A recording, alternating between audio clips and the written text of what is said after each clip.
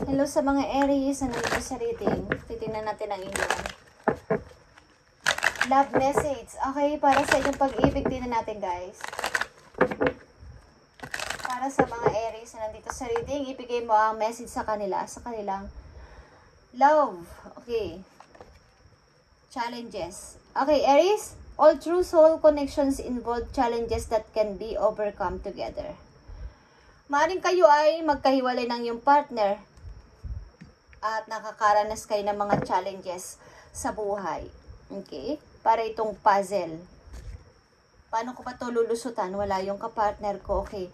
Maaaring dapat kayong, kung ito ay may challenges kayong hinaharap, mga problema sa buhay is, kailangan nyo itong harapin ng sabay. Hindi ito pwedeng kumbaga hindi nyo masusolve ito mag-isa kung wala ang partner nyo. Okay?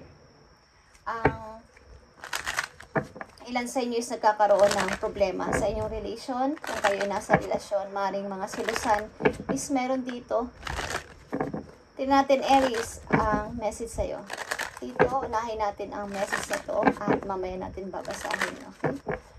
Para sa mga Aries na umiibig at nasa pag-ibig, ibigay mo ang tamang guide at advice sa kanila para magkaroon sila ng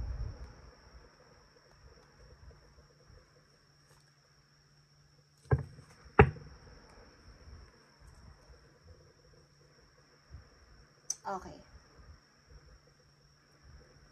Ang ilan sa inyo is stuck sa situation at unhappy na sa situation na to. So, ask yourself, why you are still there? Leaving toxic situation or people can be the best thing you could do for your soul in your spirit, Beepers. Okay.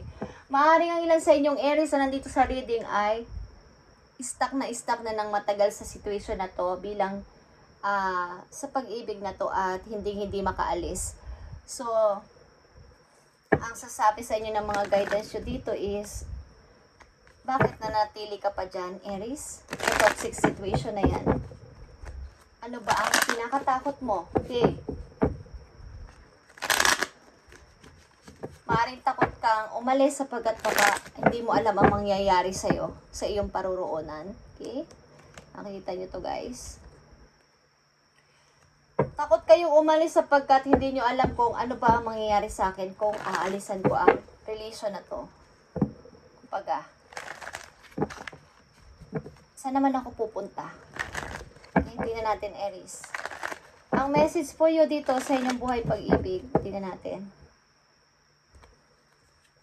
Para sa mga Aries na umiibig o nasa pag-ibig, ibigay mo ang tamang message kung ano ang gusto mong sabihin. Sa mga Aries na gusto mong bigyan ng mensahe dito, Two of Pentacles is here.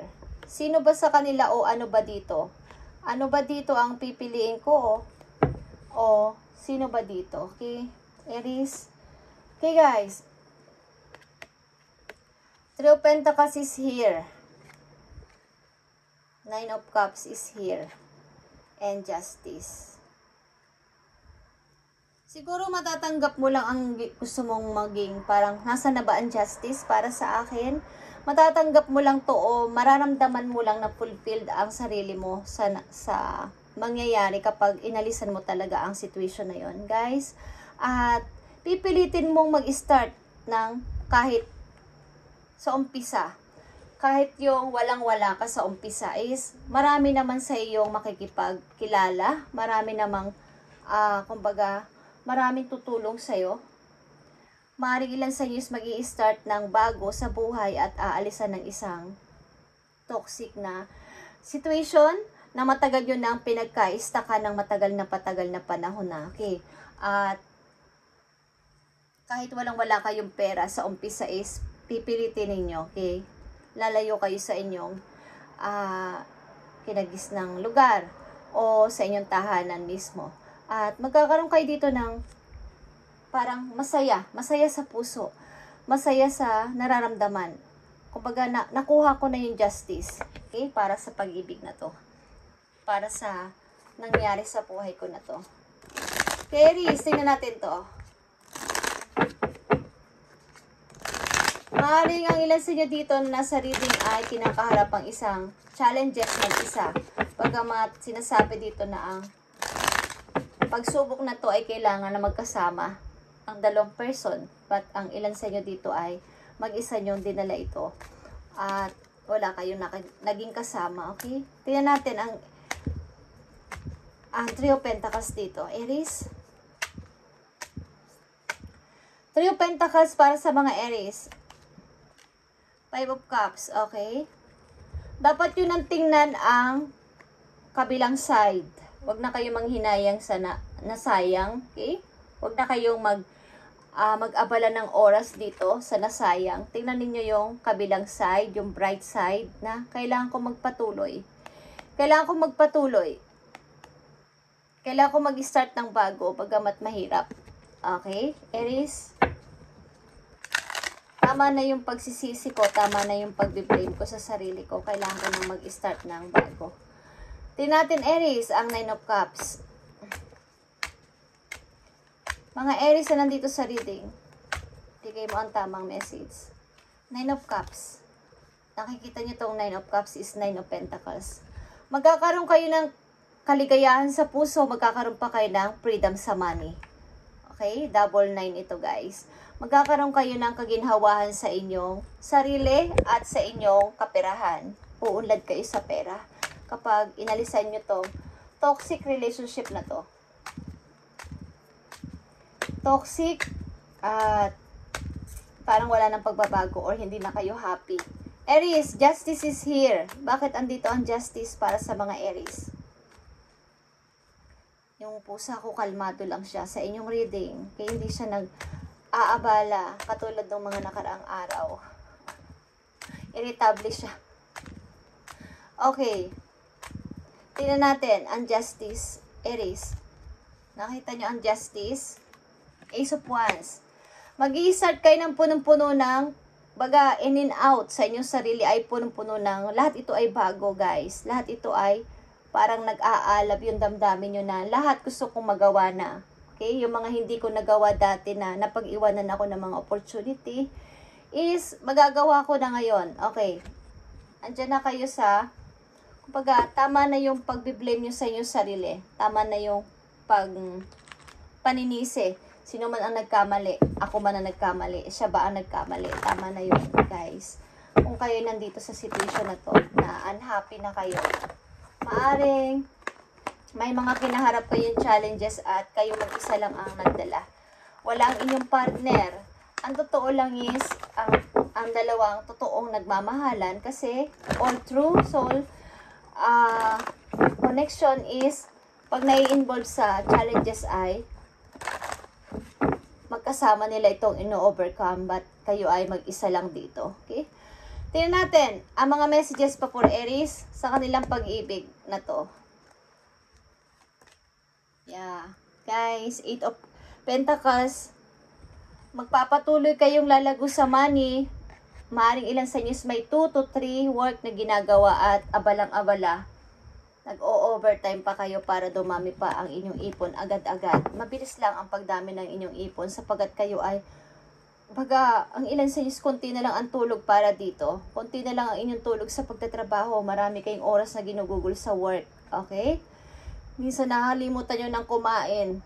Minsan ang mga occasion sa inyong family o sa inyo mismo, yung may mga birthday, may mga events is hindi nyo na naaalala dahil sa inyong kabisihan. Prince of Cups is here, guys. Okay? Tayang energy ng Scorpio or Pisces. Six of Coins is here. Okay?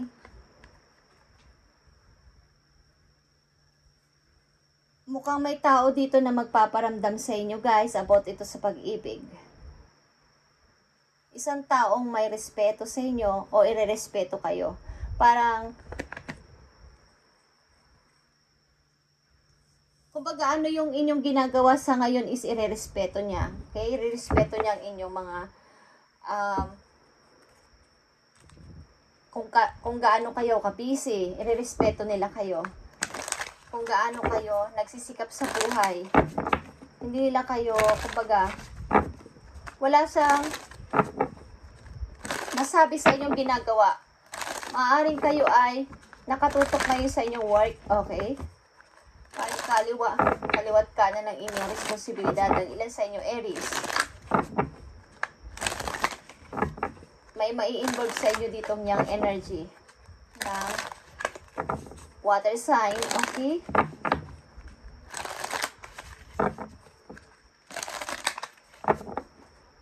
Mukhang pag nakilala nyo ang tao na to ay medyo maglalaylo kayo sa pagtatrabaho, okay?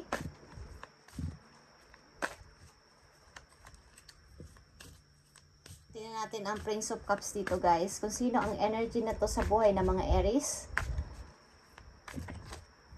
Mukhang ang tao na to pag nakasama ninyo ay pareho kayo magtatrabaho, okay? Pareho kayo, kumbaga bibigyan niya kayo ng hati sa kanyang kinikita para sa responsibilidad niyo sa inyong family, okay? Para sa mga ginagawa niyo sa buhay. Maaring bibigyan nila kayo ng support, okay? Ang person na to. Tingnan natin ang Prince of Cups dito, Aries.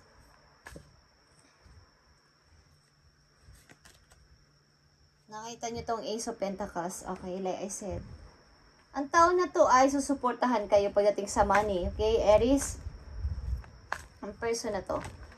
Mukhang alam niya ang inyong mga pinagdaanan o alam niya ang mga ginagawa niyo sa buhay. Is nauunawaan kayo ng tao na to na mayroon kayong responsibilidad pa sa inyong family kung kayo ay breadwinner. Okay, maaring bibigyan nila kayo ng support, lalo na sa pera. Tingnan pa natin ang message dito.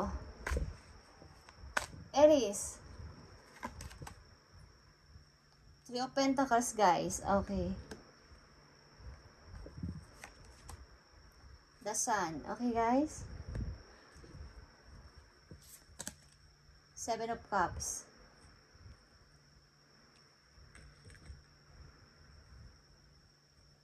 Ang dami ninyong ginagampanan sa buhay. Ang dami ninyong nililista. Ang dami ninyong gustong gawin.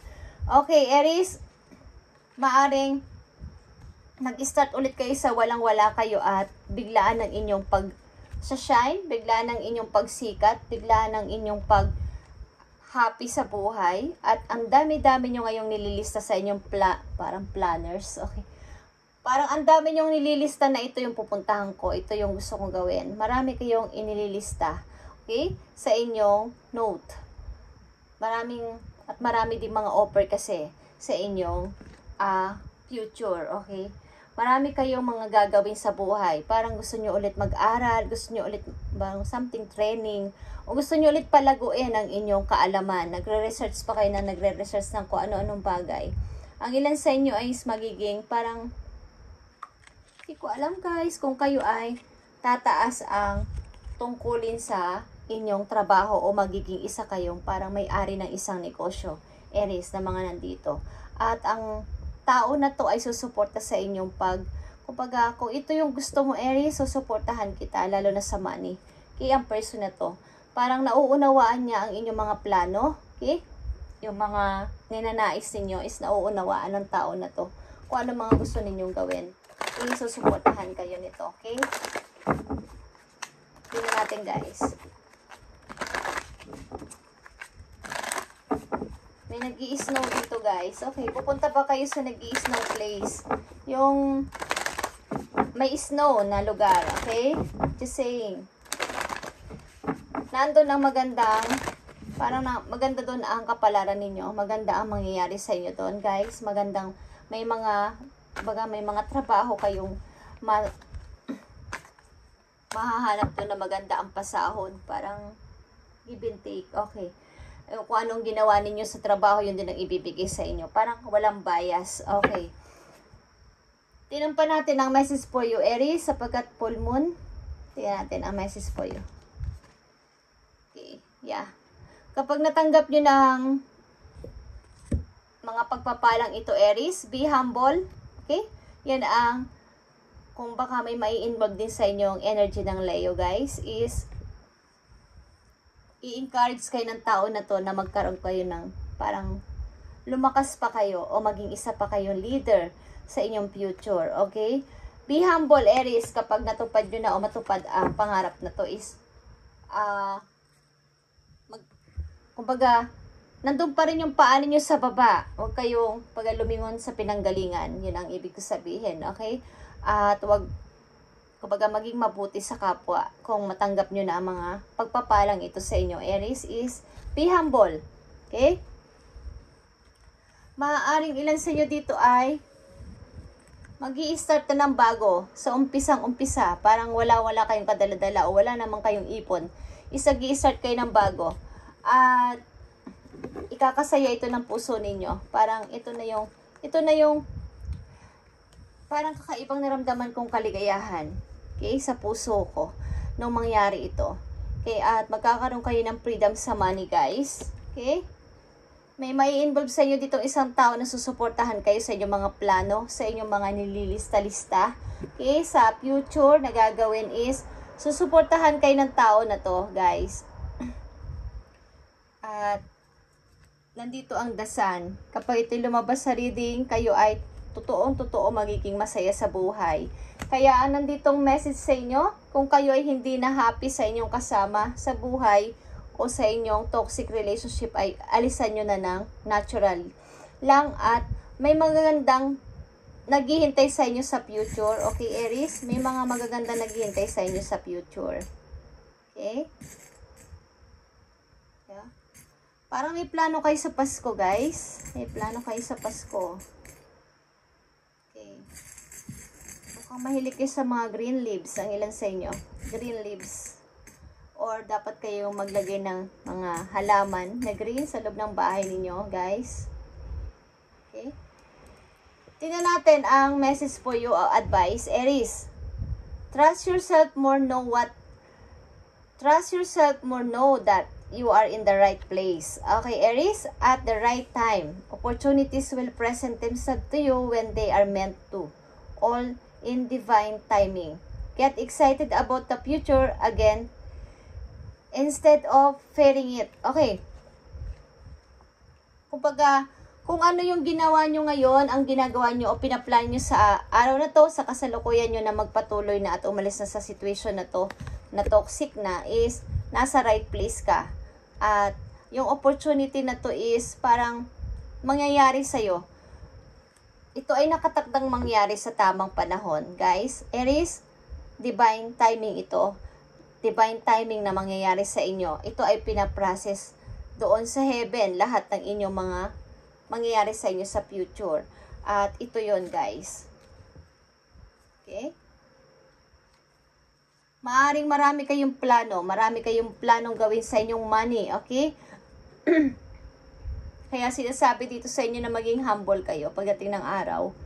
At maging excited kayo, ma-excite kayo sa mangyayari sa future. Again, instead of fearing it, or instead na matakot kayo, is ma-excite kayo sa mangyayari sa inyo sa future. Okay? Ang future is, hindi natin masasabi kung next week na yan, guys, next month, o sa next year. Okay? At isa pang message for you, Aries, slow down and take your time. Aries, there is no need to rush everything. You are already doing your part.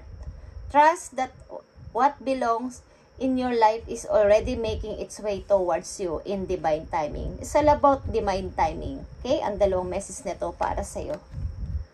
Divine timing. Huwag kayo magmadali. Okay? Baka pag nakita nyo lang yung message, bakit hindi pa bukas? Bakit hindi pa sa isang linggo? Lahat, guys, ng mga nangyayari sa tao is may processing. Okay? Kahit sa pag-apply sa work, sa paggawa ng food, may mga processing na ginagawa dyan, o ano man tawag dyan, is may mga step by step na ginagawa. Okay? Lahat ng bagay. So, nandito kayo sa process o nasa stage pa kayo ng paghihilom sa sarili. Okay? May mga tao pa kayong dapat sigurong kausapin or i-heal ang sarili nyo muna, at may mga taong dapat mo na is i-clear bago nyo lisanin o alisan, okay, ang mga tao na to.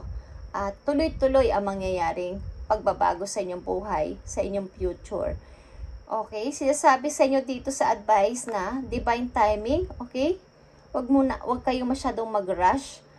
Okay, guys? Dahil nagawa mo na yung iyong part. Kumbaga, alam dun sa heaven ang ginawa mong part sa mga tao nag-i-involve sa buhay mo, yung pagsisikap mo para sila ay maging maayos. Pero walang nangyari. Nakikita yun sa heaven, okay, Aries? At pinaprocess kung ano ang dapat na mangyari sa'yo sa future bilang isang parang kapalit, good karma na mangyayari sa inyo, okay? Trust that what belongs in your life is already making its way, okay, towards you. Ito ay mangyayari at paparating ito sa iyong buhay in divine timing. May dalawa ka ditong divine timing sa dalawa mong message at ito ay, kung maniniwala kayo sa hindi, ang message na ito ay accurate. Okay guys? Lahat ng card dito na binabasa ko is, pinapag-pray ko to guys, okay, at nagme-meditate ako ng napakatagal na oras. Okay? At inihingi natin ng message ito doon sa heaven. Okay, kay Lord, kay universe, at sa mga spirit guides. Okay. At gusto ko lang sabihin sa inyo, Aries, na kapag lumabas ang the sun sa reading ng isang, okay, sa isang reading ay, mangyayari na kayo ay magiging happy sa buhay. Magkakaroon kayo ng happiness. Okay? Sasaya ang inyong pakiramdam, sasaya ang inyong, kumbaga, nandyan na. Andyan na yung, ito na yon. Magsashine na ako, ako na ulit ito, okay? Nakikita ko na ulit yung sarili ko dati na nakatawa, naka-smile, okay? At lahat ay may freedom na ako. Okay guys, Aries? So, wait lang guys.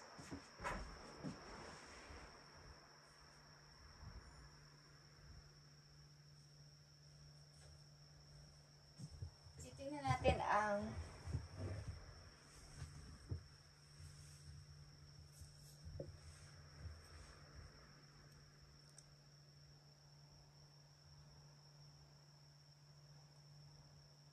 mag-shoutout tayo sa mga Aries na makikita ko dito. Mag-scroll tayo guys. Okay, sa mga Aries.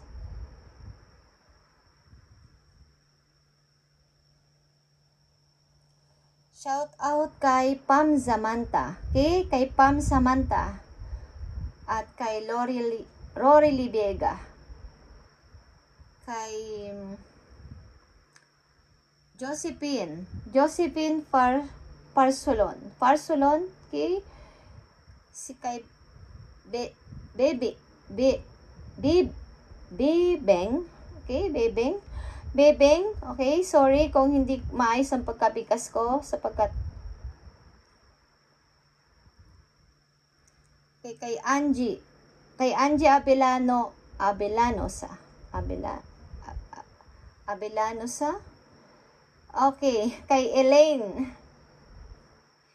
Magkakadikit kasi ang letra dito guys ng pangalan nyo. Okay? So, ang hirap niyang basahin. Kay Nora Morales. Shout out sa inyo guys and God bless. Kay Pedrinito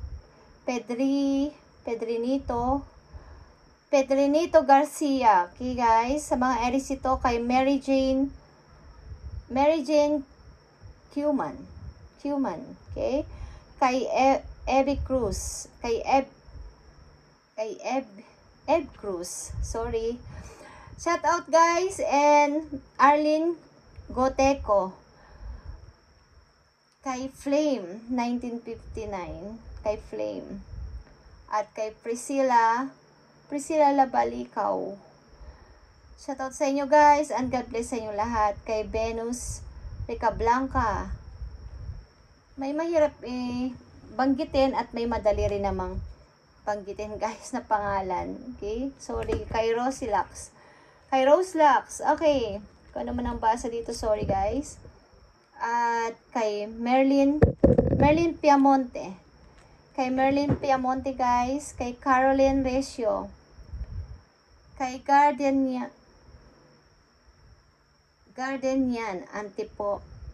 Antiporta. Kay Simple Wena.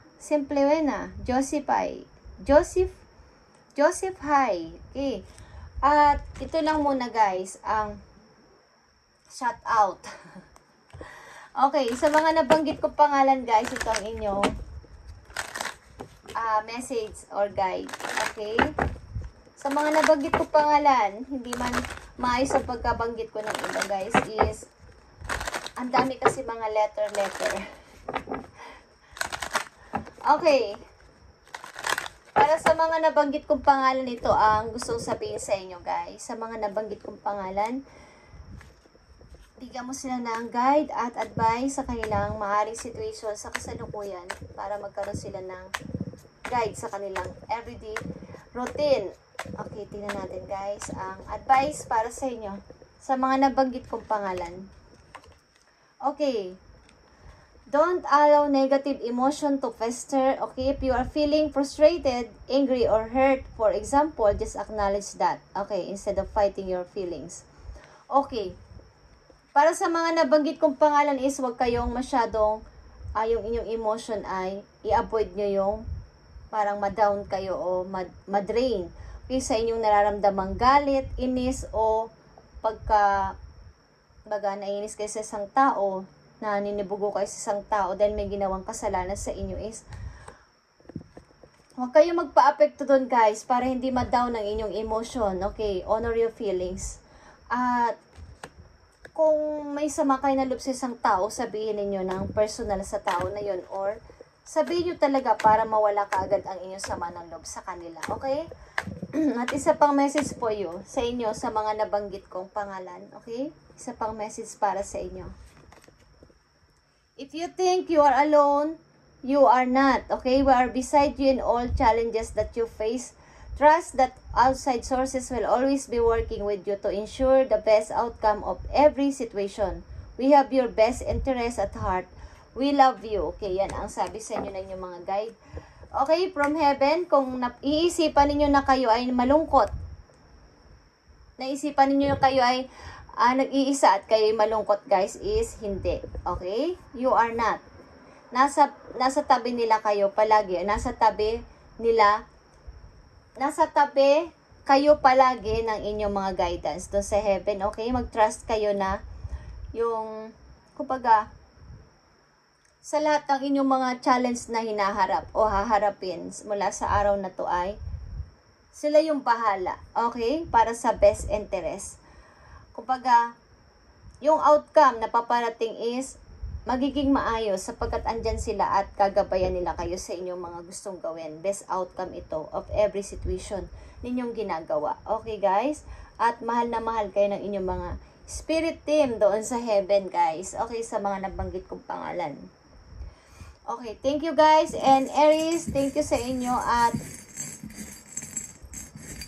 palayaan nyo ng inyong sarili dito at maganda ang paparating sa inyo. Okay? Mahilig ba kayo mag-sunglass, Aries? Mahilig kayo mag-sunglass at maybe meron kayong necklace na may cross. Cross ang inyong pendant. Mahilig kayo sa music, guys. Mahilig kayo sa music.